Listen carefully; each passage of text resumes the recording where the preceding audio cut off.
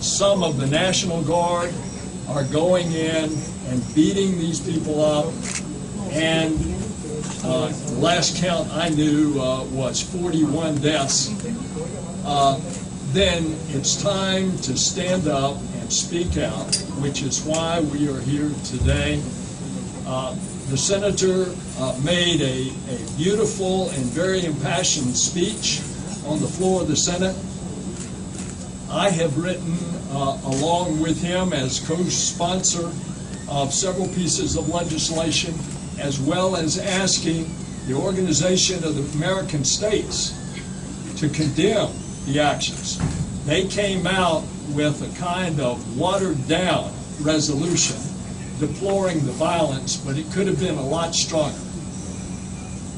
And so we come to you today unified. We'll take your questions. Senator Nelson, you just called on the government. Introduce yourself. Patricia Nazay from Miami Herald. Yes, ma'am. You just called on the U.S. government to take a stronger position. Why has President Obama not been very visible on this issue in your view? And you've talked about yanking some visas. What do you think is a stronger position that the government can take? Well, we have seen, for example, as we have dealt with crises around the world, then when you start freezing bank accounts, when you start withdrawing visas, that it has an effect and it starts to get around. And I think that's the very least that the government's position could be. In addition, the government could be much more open in its immigration policy, in a special status for Venezuelans who want to come here to escape the political pressure. So there are a lot of things the government, our government, if it so declared, would be very helpful.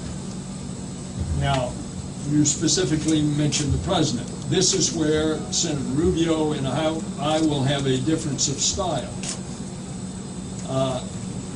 I want the president to speak out, or the other authorities, such as the Secretary of State. But it's not like that the President of the United States doesn't have a lot on his plate. And he's dealing with a number of other crises in the world right now, simultaneously, in the Ukraine, in the Middle East, between Israel